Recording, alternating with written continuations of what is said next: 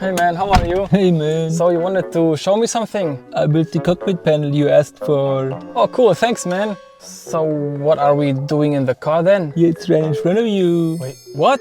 Not in the car, man. Come on. Well, we are in a cockpit, aren't we? This is flight sim. What? What am I supposed to do with it? Listen to the radio? Seriously? Well, you can listen to the radio on a plane, can you? Okay, just stop. I can even turn the lights on. What is flight sim anyway? A few moments later. Well, fair enough, I should have done the job myself. It's very easy to set up and we're gonna take a look at how to do that. There's one small catch we're gonna talk about later on. This in front of you are the package contents, except for the FCU in the back, of course. Behind this QR code are configuration files for MobiFlight that are required to use it in this sim. Link will be in the description. There is a power plug, which might look weird if you live in Europe like me, but there is also an adapter with different kinds of needs depending on the country you live in, including two USB ports on the side, a USB-C to USB-A cable, which is quite long and really helpful, and the piece itself, which has these two stands in the back with a rubber band on the bottom to help it not slide away while using it. See? And USB connector on the back and an AC connector in case you don't have enough power right here. It is definitely 3D printed. I mean, all of it.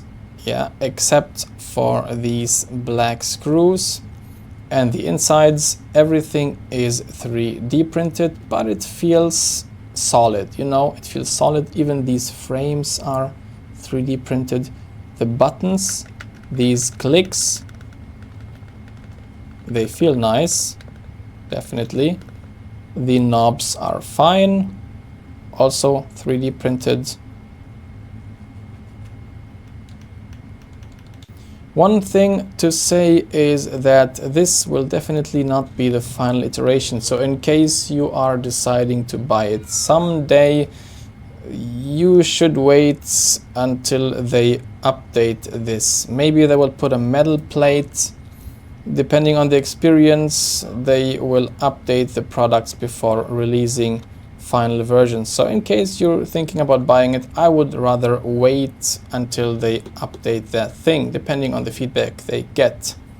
Now about the catch, depending on the equipment you select in the PMDG aircraft specifically, some of it might not work. This upper piece will work always. This piece right here will change depending on the equipment you select or the livery you select. We're gonna take a look at that in a couple of minutes. Let's now switch to the computer and install it, configure it, and test it in MobiFlight. Then fire up the sim and take a look at it in the cockpit. Alright, so in front of us are the configuration files and folders, which are behind the link in the description, or rather the QR code.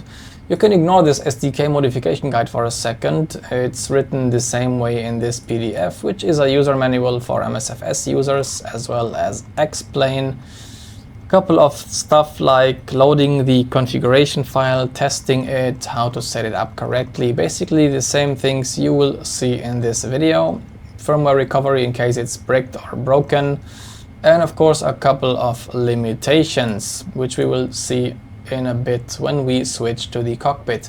Software and drivers contains the MobiFlight connector, which you would need to install, FSU IPC7 as well. So these two are required, MobiFlight and FSU IPC7. This profile you can ignore.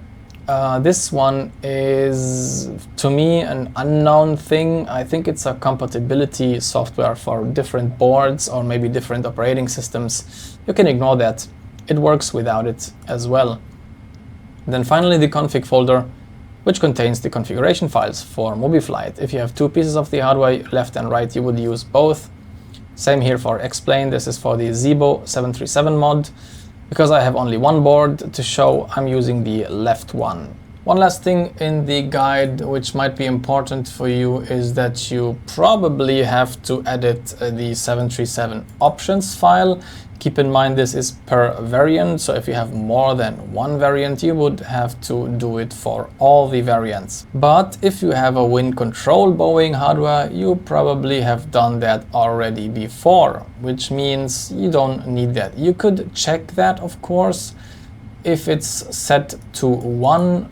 So enabling set to 1 in all 3 lines right here, you're good to go. Okay, let's switch to MobiFlight and load up the profile. I've already downloaded that, like I said. This is the radio left profile for the PMDG aircraft. Don't mind these other two, I just copied this one and tried to experiment with that. I even could do it so that in the 777-300ER you could also use the radios, but it's very, very limited. We're gonna take a look at that later on. So let's load up the radio left profile.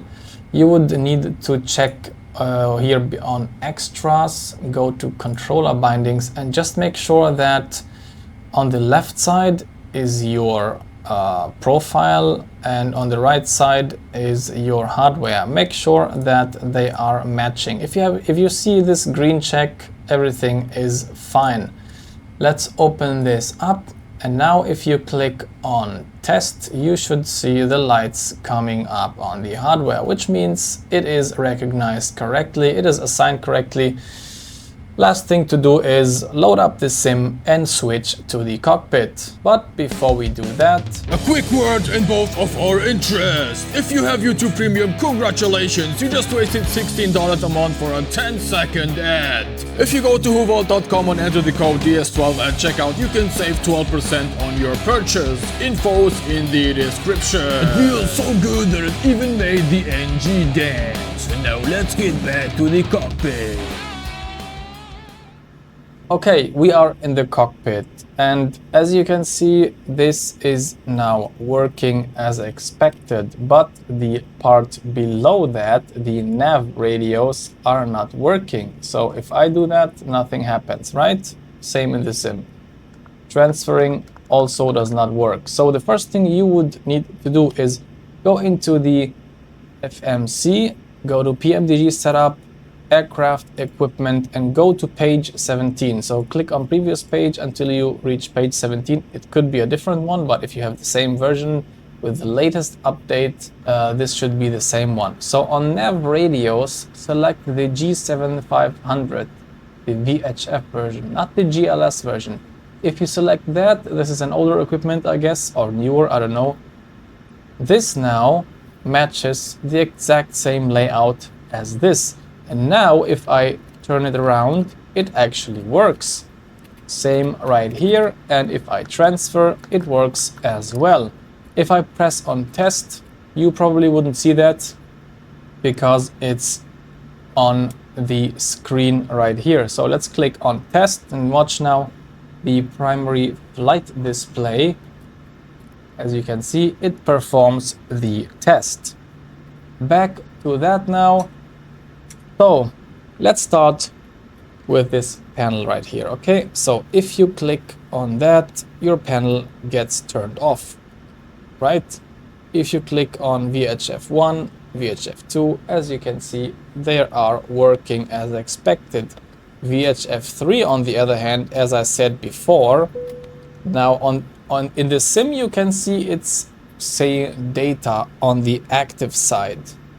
Now if I change that, it works, but not on this display.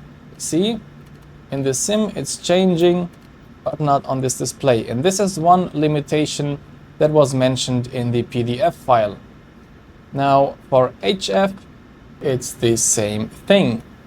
Even if I switch and transfer the frequencies, it's not working as expected. Now HF sensitivity is as well not working. To be honest, I don't really know what that button is. Maybe there are some 737 experts that can explain that to me in the comments. AM is lighting up. HF2, same as HF1. Working in the sim, you can control it, but you don't have it mirrored here on the display. This solves one of the biggest problems I had in this sim, because imagine this: you're flying on VATSIM and you want to switch frequencies. What you would normally do is something like that. Let's say Lufthansa 123, contact ground on 125.855. What you would normally do is use your mouse or whatever control to zoom, use the mouse to control the knobs, and if you don't hit the correct click spot, you would zoom instead of setting the frequency, and if you are on approach after an 8-hour cross the pond event on VATSIM, well, good luck with that. I said something about the 777-300ER, so let's switch to that. Okay, so we are in the 777-300ER, and let's take a look at the aircraft equipment in this case. You could go through all the pages. You will not find an option to change the layout for the radio. It's just not there. It's probably not even meant to be there in the real aircraft. You can change the TCAS panel, but it's not really relevant for that video.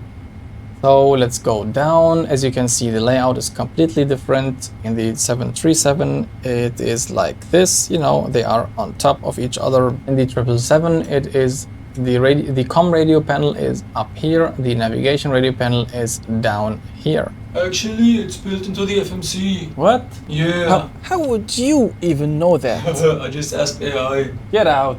Now let's fire up the MobiFlight profile we talked about earlier. Like I said before, it's experimental. I'm gonna upload it anyway. You could change it, you could experiment with it. And now let's click on test, and as you can see, only the upper part is working, and to be specific, only these two displays and these three buttons. Now let's run it. There it is. This is the standby frequency. You can change it, play with it, do whatever you want and transfer it. It works flawlessly.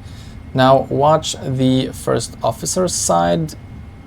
As you can see, VHF right is selected right here, which means if I select VHF 3, it is the same one as on the first officer's side. So changing that, transferring that, it works perfectly fine.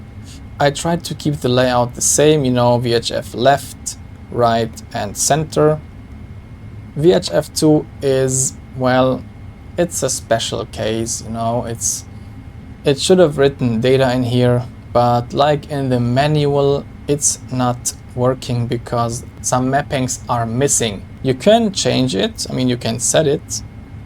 See, it's working, and now you can transfer it. But like I said, it's not mirrored correctly, it's not synchronized correctly.